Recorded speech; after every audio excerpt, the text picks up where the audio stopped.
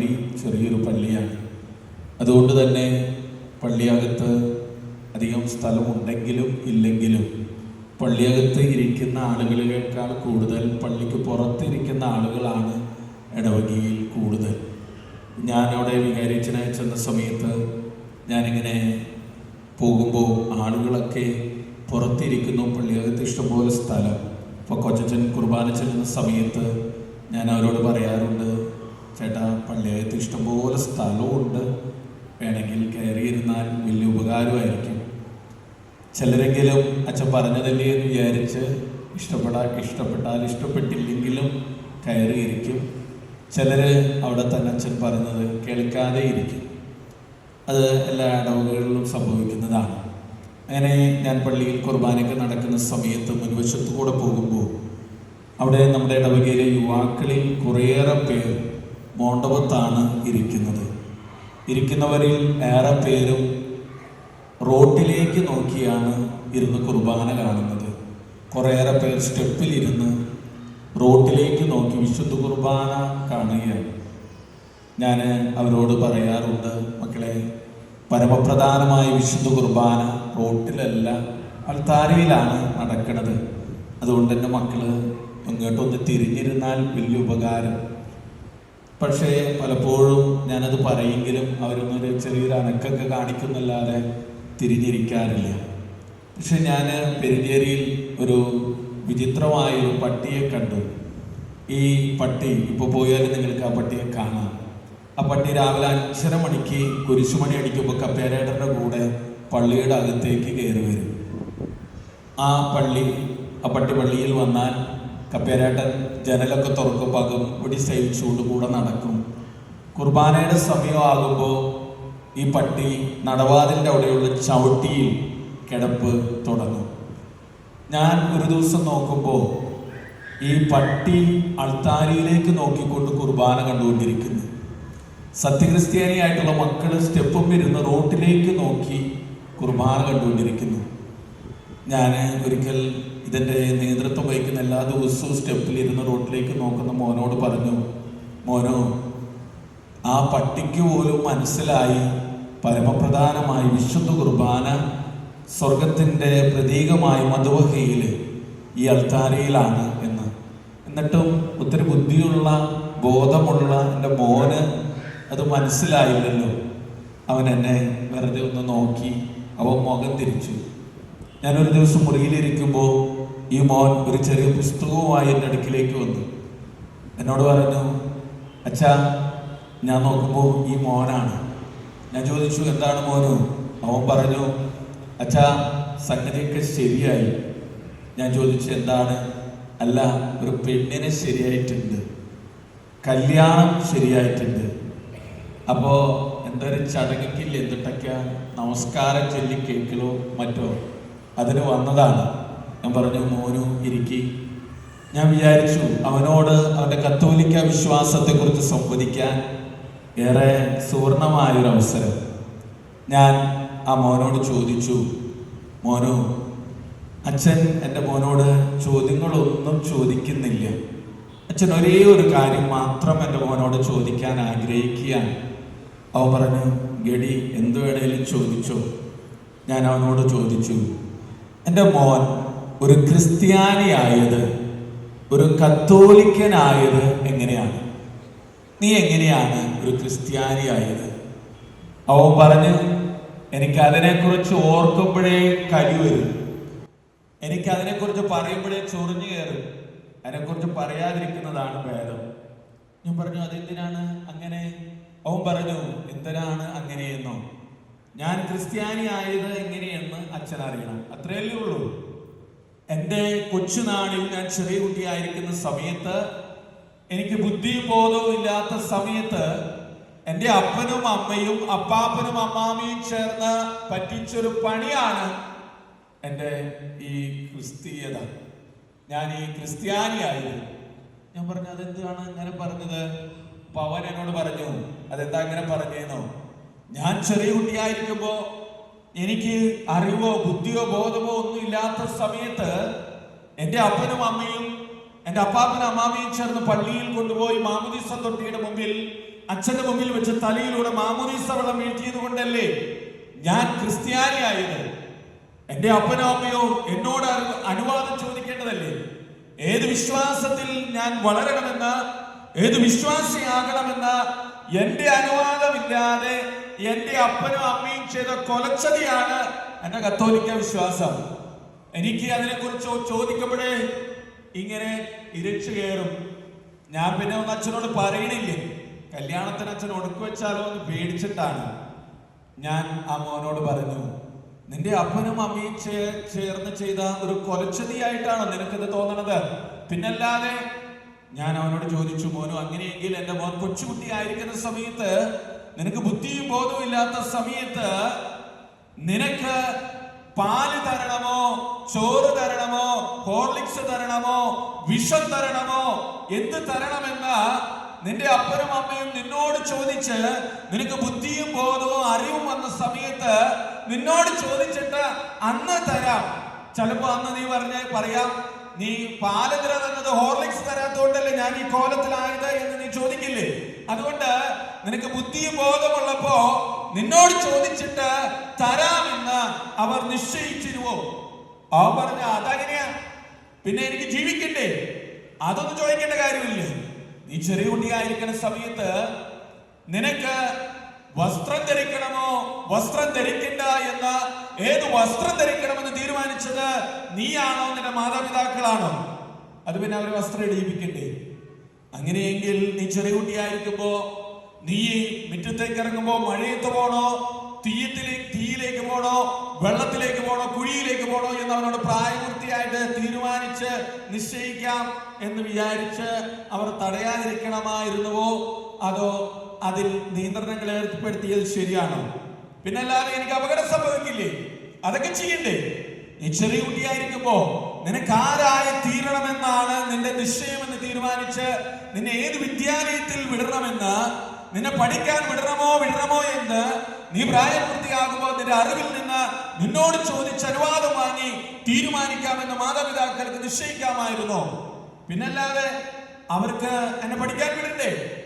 അങ്ങനെയെങ്കിൽ നിന്റെ ഭക്ഷണത്തെ സംബന്ധിച്ച്, വസ്ത്രത്തെ സംബന്ധിച്ച്, വിദ്യാഭ്യാസത്തെ കുറിച്ച്, ഭാവിയെ സംബന്ധിച്ച് നിന്റെ അനുവാദമില്ലാതെ തന്നെ നീ ചെറിയ കുട്ടിയായിരിക്കുമ്പോ നിന്റെ അനുവാദമില്ലാതെ അവർ നിന്റെ നന്മയെ പ്രതി അങ്ങനെ ഒരു തീരുമാനമെടുക്കാൻ അവർക്ക് അധികാരം നീ നൽകുന്നുവെങ്കിൽ, നിന്റെ ജീവിതത്തിൽ നിന്റെ വിശ്വാസത്തെ സംബന്ധിച്ച് ഒരു തീരുമാനമെടുക്കാൻ മാതാപിതാക്കൾക്ക് അനുവാദമില്ല എന്നാണോ, അവർ ചെയ്തത് കൊടുച്ചതിയാണെന്നാണോ നീ പറഞ്ഞു വെക്കുന്നത്?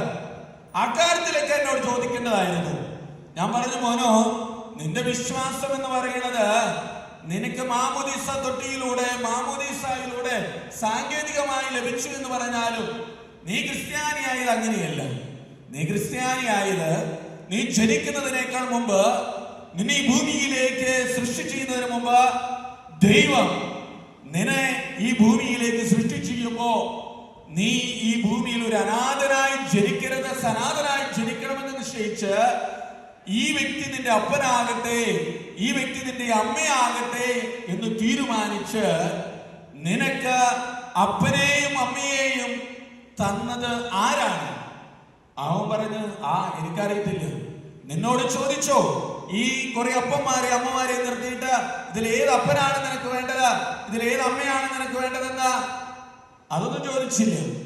ശാസ്ത്രമാണോ നിനക്ക് അപ്പനെ അമ്മയെ നിശ്ചയിച്ചത്? ഡോക്ടറാണോ നിശ്ചയിച്ചത്? അവരൊന്നുമല്ല. പിന്നെ ആരാണ്? എനിക്കറിയത്തില്ല. നിന്നെ സൃഷ്ടി ചെയ്ത ദൈവം നിശ്ചയിച്ചോ നിന്റെ അപ്പൻ ഈ വ്യക്തിയാകട്ടെ, നിന്റെ അമ്മ ഈ വ്യക്തിയാകട്ടെ എന്ന് ദൈവം നിനക്ക് വേണ്ടി തീരുമാനിച്ചതാണ്. നീ ഭൂമിയിലേക്ക് ജനിക്കുമ്പോ കത്തോലിക്ക മാതാപിതാക്കൾക്ക്, കത്തോലിക്ക മകനായി ഈ പറപ്പൂർ എന്ന് പറയുന്ന ദേശത്ത് ഈ ഇടവകാംഗമായി ഒരു കത്തോലിക്കനായി നീ ജനിക്കണമെന്ന് നീ നിശ്ചയിച്ചതല്ല, നിന്റെ അപ്പനും അമ്മയും തീരുമാനിച്ചതല്ല, അത് ദൈവം തീരുമാനിച്ചതാണ്. നിനക്ക് കണ്ണുണ്ടാകട്ടെ, കാഴ്ച ഉണ്ടാകട്ടെ, ചെവി ഉണ്ടാകട്ടെ, കേൾവി ശക്തി ഉണ്ടാകട്ടെ, അധരങ്ങൾ ഉണ്ടാകട്ടെ, സംസാരശേഷി ഉണ്ടാകട്ടെ, കൈക്കാലുകൾ ഉണ്ടാകട്ടെ, ചലനശേഷി ഉണ്ടാകട്ടെ, ബുദ്ധി ഉണ്ടാകട്ടെ, ബോധമുണ്ടാകട്ടെ, നിനക്കൊരു മനുഷ്യന്റെ രൂപഭാവങ്ങൾ ഉണ്ടാകട്ടെ, നീയാകട്ടെ, ഈ രൂപം നീയാകട്ടെ എന്ന് നിശ്ചയിച്ച അതേ ദൈവം നിന്റെ ജനനത്തിന്റെ നിമിഷത്തിൽ നിന്നെ ഈ ഭൂമിയിലേക്ക് സൃഷ്ടി ചെയ്യുമ്പോ, ഉള്ളം കൈയിൽ നിന്റെ പേര് രേഖപ്പെടുത്തുമ്പോ, ഉള്ളം കൈ കൊണ്ട് നിന്റെ രൂപം കൊത്തുമ്പോ നിശ്ചയിച്ചതാണ് കത്തോലിക്ക മാതാപിതാക്കൾക്ക് കത്തോലിക്ക മകനായി നീ ഇവിടെ ജനിക്കണമെന്ന്. നിന്റെ വിശ്വാസം നീ എവിടെ നിന്നും കൊലച്ചതിയിലൂടെ കിട്ടിയാലല്ല, അത് നിന്റെ കണ്ണിന്റെ ഒപ്പം, കാഴ്ചയുടെ ഒപ്പം, ബുദ്ധിക്കും ബോധത്തിനുമൊപ്പം നിന്റെ മാതാപിതാക്കൾക്കൊപ്പം ലഭിച്ചതാണ് നിന്റെ കത്തോലിക്ക വിശ്വാസം. ദൈവം തന്നതാണ്, അത് ഇൻബിൽറ്റ് ആണ്. അല്ലാതെ അത് അവർ ചെയ്ത കൊലച്ചതിയല്ല, അത് ദൈവം തന്ന ദാനമാണ്. ദൈവം തന്ന ദാനമാണ് നിന്റെ കത്തോലിക്ക വിശ്വാസം. നിന്റെ കത്തോലിക്ക സഭ ദൈവം ജനനത്തോടെ തന്നതാ, ഈ ഇടവക ജനനത്തോടെ തന്നതാ. നീ ഒരു കത്തോലിക്ക മാതാപിതാക്കൾക്ക് ജനിച്ചത് കൊണ്ട് മാത്രമാണ് നീ ചെറിയ കുട്ടിയായിരിക്കുമ്പോ നിന്റെ അപ്പനമ്മയും അപ്പാപ്പനമ്മാമിയും ചേർന്ന് മാമുദീസ തൊട്ടിയുടെ അടുക്കൽ കൊണ്ടുപോയി നിന്നെ മാമുദീസ മുക്കിയത്. ഒരു ഹൈന്ദവ സഹോദരനെയോ മുസ്ലിം സഹോദരനെയോ അങ്ങനെ ചെയ്യുമായിരുന്നു.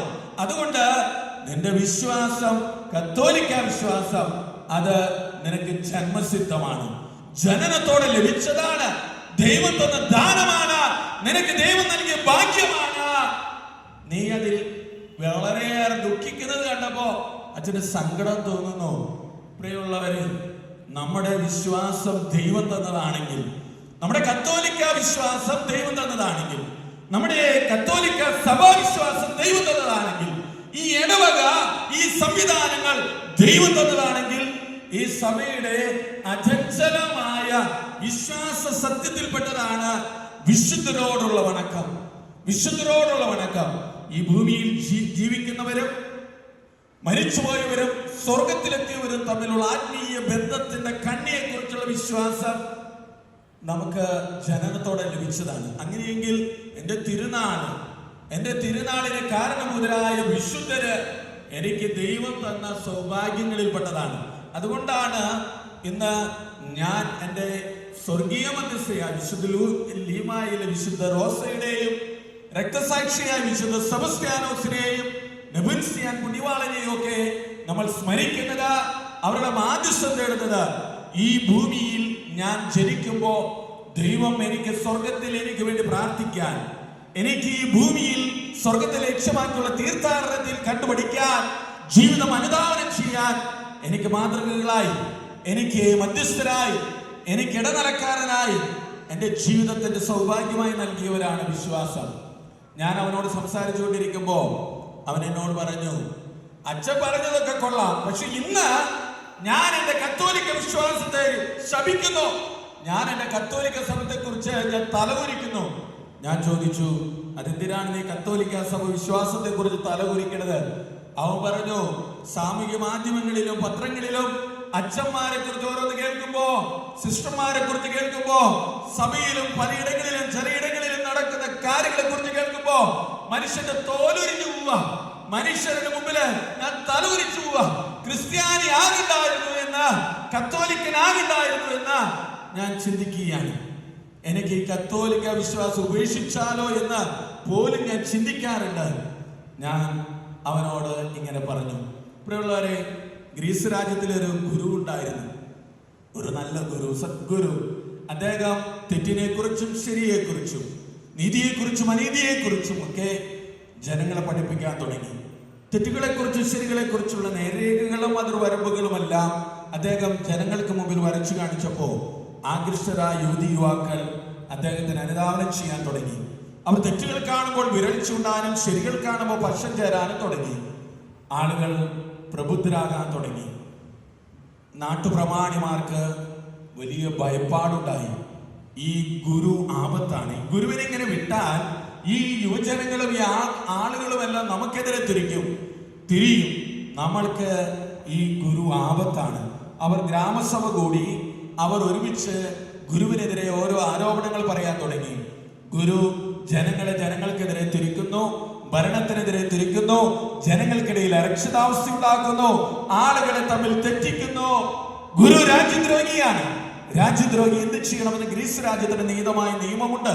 അവനെ കല്ലെറിഞ്ഞു കൊല്ലണമെന്നാണ്. ആര് കല്ലെറിഞ്ഞു കൊല്ലണം? ഗ്രീസിൽ ഓരോ പൗരനും ഓരോ കല്ല് വെച്ചെറിയണം.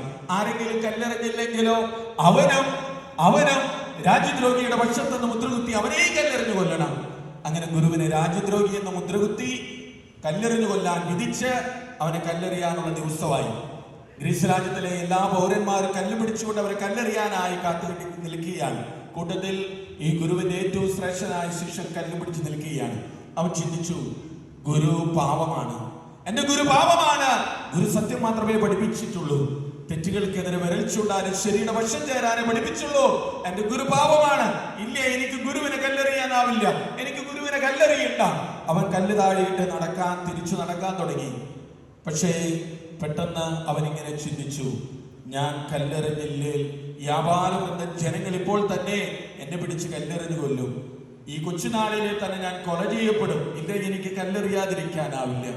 കല്ലെറിയണ്ടേ? അതാണ് അവന്റെ മനസ്സിന്റെ സംഘർഷം.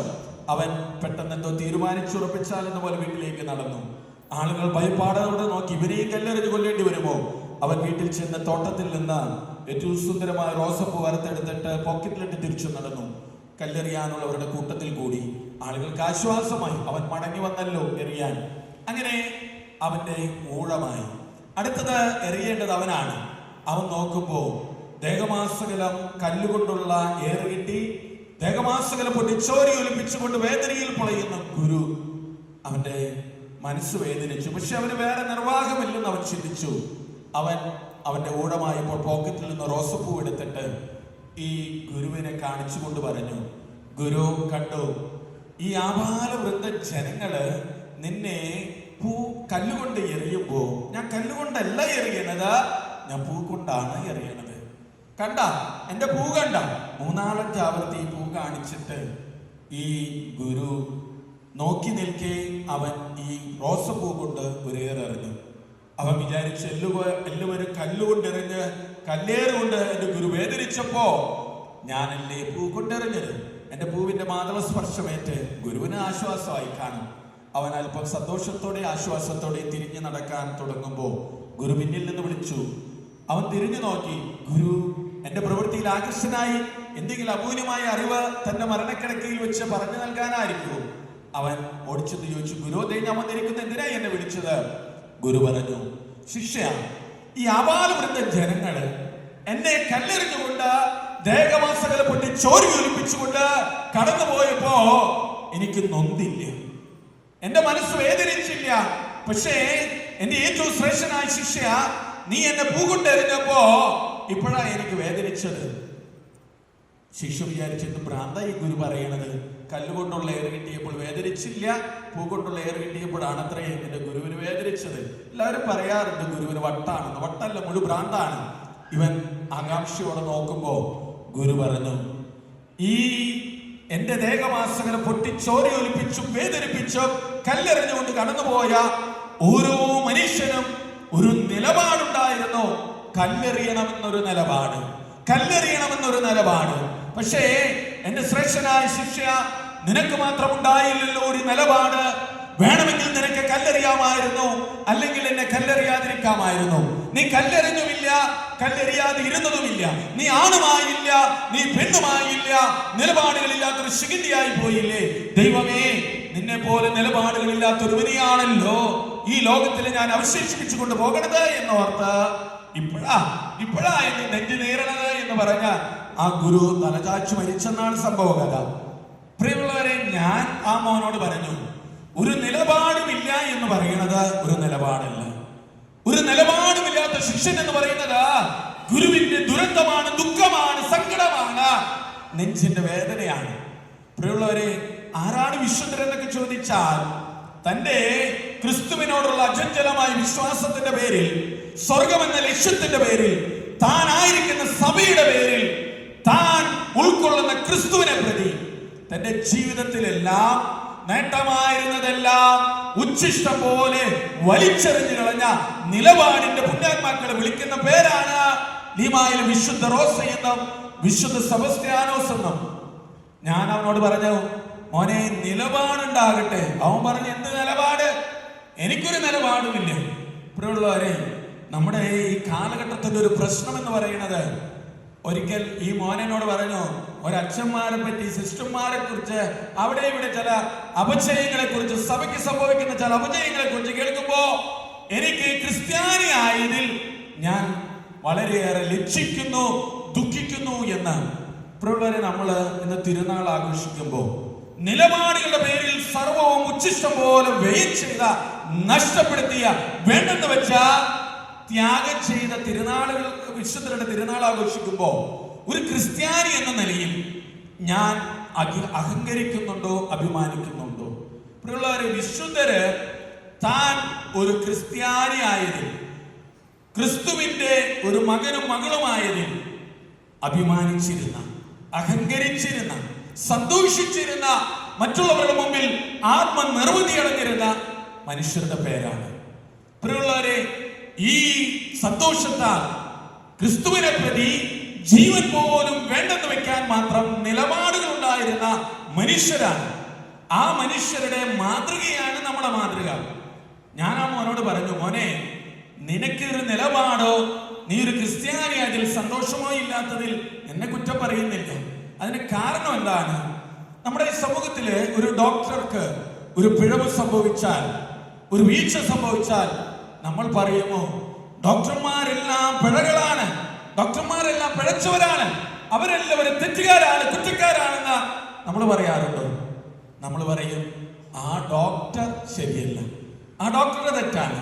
നമ്മൾ പറയാറില്ല ഡോക്ടർമാരെല്ലാവരും പിഴച്ചവരാണെന്ന്.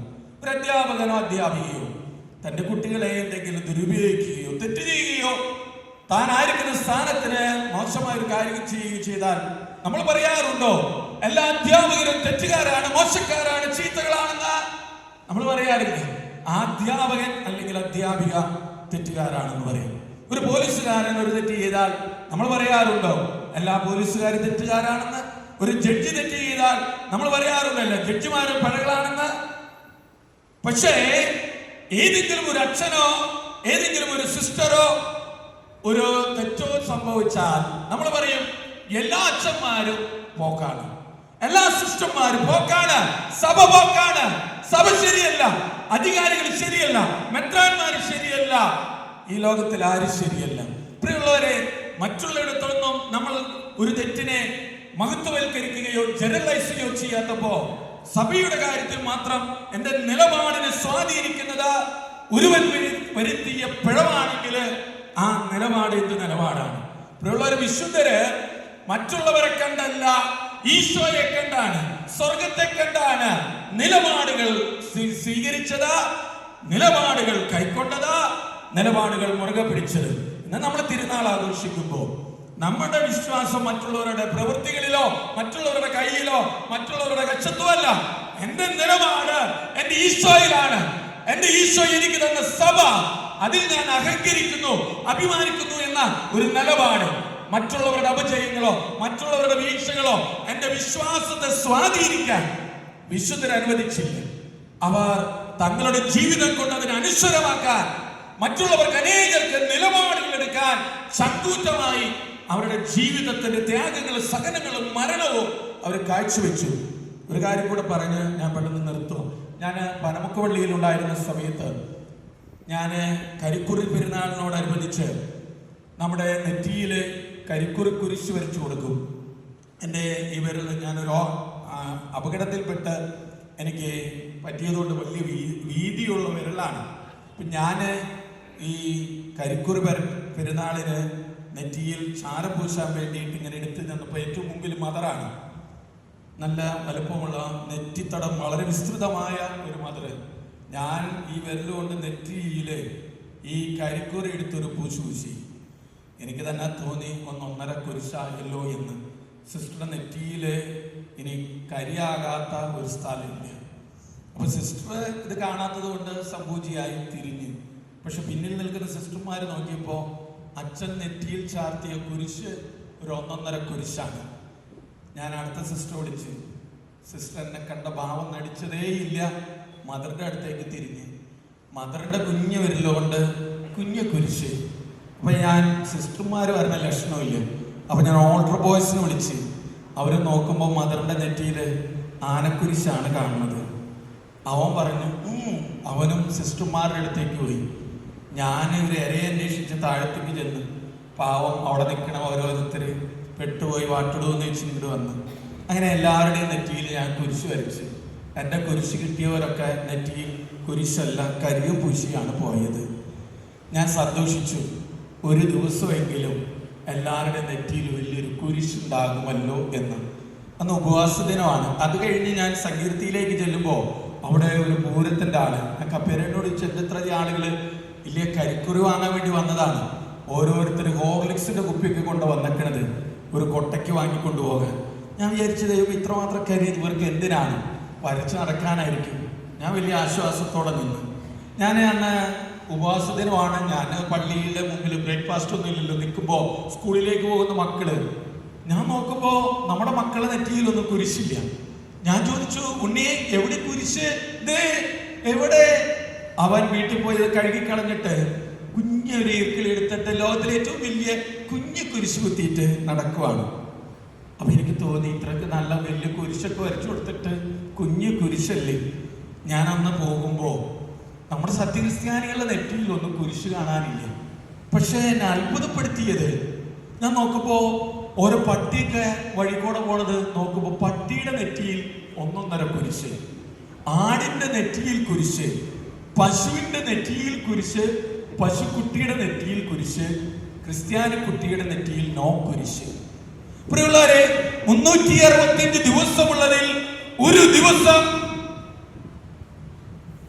ദിവസം നെറ്റിയിൽ കുരിശ് ചാർത്തി ഞാൻ ഒരു ക്രിസ്ത്യാനിയാണ്, ഒരു ക്രിസ്ത്യാനിയായതിൽ ഞാൻ അഭിമാനിക്കുന്നു, ഞാൻ നോമ്പ് നോറ്റവനാണ്, ക്രിസ്തുവിന്റെ കുരിശടയാളത്തിൽ ഞാൻ രക്ഷ കണ്ടെത്തുന്നവനാണെന്ന് സാക്ഷ്യപ്പെടുത്താൻ ഒരു ദിവസം തിരുസഭ മാതാവ് നമുക്ക് നൽകിയിട്ട് ഒരു കുരിശ് പോലും നെറ്റിയിൽ ചാർത്താൻ മനസ്സില്ലാത്ത നമുക്ക് ഈ സഭയെക്കുറിച്ച് അഭിമാനമുണ്ടോ എന്ന് ചിന്തിക്കേണ്ട ദിവസമാണ് ഇന്ന്.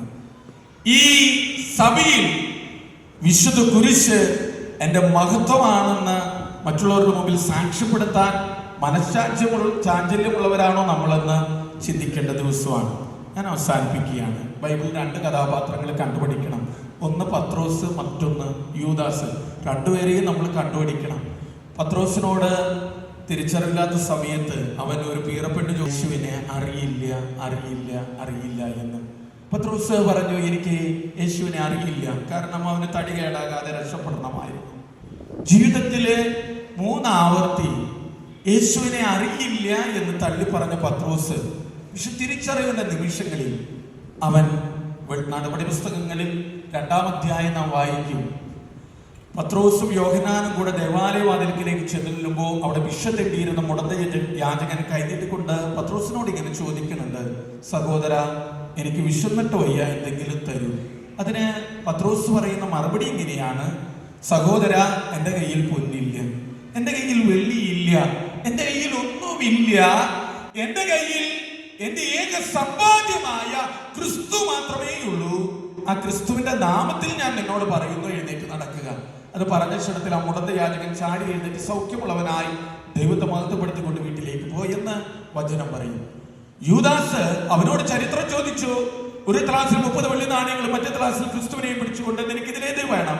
വരുവരായികൾ കൂട്ടിക്കിഴിച്ച് ലാഭനഷ്ടങ്ങൾ എണ്ണി തിട്ടപ്പെടുത്തി അവൻ വിളിച്ചു പറഞ്ഞ്, എനിക്ക് ക്രിസ്തുവിനെ വേണ്ട, എനിക്ക് 30 വെള്ളി നാണയങ്ങൾ മതി.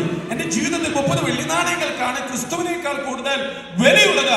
എന്റെ ജീവിതത്തിൽ 30 വെള്ളി നാണയങ്ങളുടെ പോലും വില ക്രിസ്തുവിനില്ലെന്ന് അവൻ തള്ളി പറഞ്ഞു. പ്രിയമുള്ളവരെ, 3-ആവർത്തി ക്രിസ്തുവിനെ തള്ളിപ്പറഞ്ഞ യൂദാസിന് പിന്നീട് എന്ത് സംഭവിച്ചു? അവന് ശിഷ്യ സുഹൃത്തുക്കൾക്ക് വില നഷ്ടപ്പെട്ടു, ക്രിസ്തുവിന് വില നഷ്ടപ്പെട്ടു. അവൻ എന്തിനു വേണ്ടിയാണ് യേശുവിനെ തള്ളിപ്പറഞ്ഞത്? 30 വെള്ളി നാണയങ്ങൾക്ക് വില കൽപ്പിച്ചത് നേടാനും അത് ആസ്വദിക്കാനാണ്. ആ 30 വെള്ളി നാണയങ്ങൾക്ക് വില നഷ്ടപ്പെട്ടവൻ പോയി അത് വലിച്ചെറിഞ്ഞു കളഞ്ഞെന്ന് വചനം പറയും. ഒടുവിൽ എന്തിനു വേണ്ടിയാണ് അവൻ 30 വെള്ളി നാണയങ്ങൾ നേടിയത്? ജീവിതം സുഖിക്കാനാ, ആർമാദിക്കാനാ, ആഘോഷിക്കാനാ. ആ ജീവിതത്തിന് വില നഷ്ടപ്പെട്ട് അവൻ പോയി ഒരു തുണ്ട് കയറിൽ കെട്ടിനാന്ന് ചത്തുന്ന വചനം പറയും. പ്രിയമുള്ളവരെ, കണ്ടോ, ജീവിതത്തിൽ ഈശോയ്ക്ക്, ദൈവത്തിന് 30 വെള്ളി നാണയങ്ങളെ പോലും വിലവെക്കാതെ പോയവൻ വലിയിടിഞ്ഞു മഹാദുരന്തമാകുമ്പോ തള്ളിപ്പറഞ്ഞെങ്കിലും തിരിച്ചറിഞ്ഞ യേശുവിനെ തിരിച്ചു പിടിച്ച, എന്റെ ജീവിതത്തിൽ പൊന്നില്ല, വെള്ളിയില്ല, ഒന്നുമില്ല, എന്റെ ജീവിതത്തിലേക്ക് സമ്പാദ്യം ക്രിസ്തുവാണെന്ന ആ ക്രിസ്തുവിനെ പ്രതി ഞാനിതാ മരിക്കാൻ തയ്യാറാണെന്ന് ജീവിതത്തിലെ രക്തസാക്ഷ്യം കൊണ്ട് സാക്ഷ്യപ്പെടുത്തിയ പത്രോസിന്റെ നിഴൽ അത്ഭുതം ചെയ്യുന്നത് കണ്ടു, വാക്കുകൾ അത്ഭുതപ്പെടുത്തുന്നത് കണ്ടു. പ്രിയമുള്ളവരെ, ആരാണ് വിശുദ്ധരെന്ന് ചോദിച്ചാൽ ഒറ്റുത്തരമേ ഉള്ളൂ. ജീവിതത്തിൽ എല്ലാത്തിനേക്കാൾ ക്രിസ്തുവിന് ആത്യന്തിക വില കൽപ്പിച്ചവനെ വിളിക്കുന്ന പേര് വിശുദ്ധ സെബസ്ത്യാനോസ് ലീമായിലെ റോസ എന്നുമാണ്.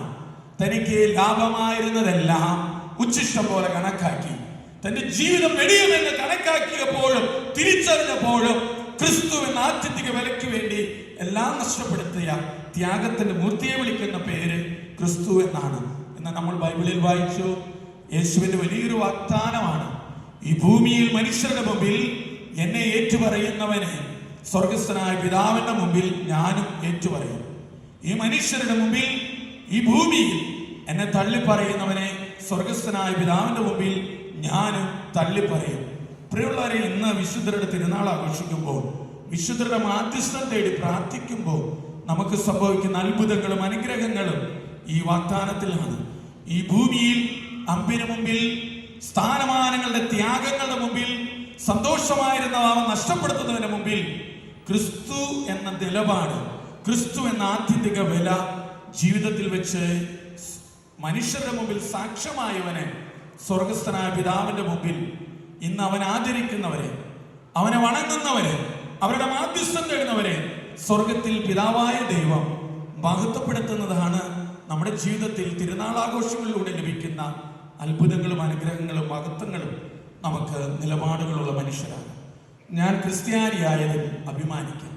എൻ്റെ വിശ്വാസം എനിക്ക് ദൈവം ഈ എൻ്റെ അപ്പൻ്റെയും അമ്മയുടെയും കുടുംബത്തിൻ്റെയും കണ്ണിൻ്റെയും കൃഷ്ണമണിയുടെയും ഒപ്പം ദൈവം നൽകിയതാണെന്ന് സ്ഥിരീകരിക്കാം.